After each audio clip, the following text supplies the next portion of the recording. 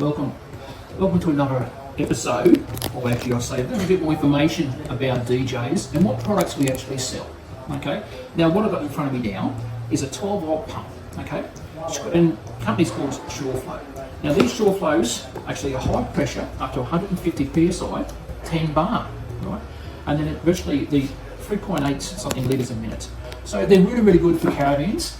And also too with people on the farm where they've actually got a tank and they need to have a spray unit and they've got no access to power.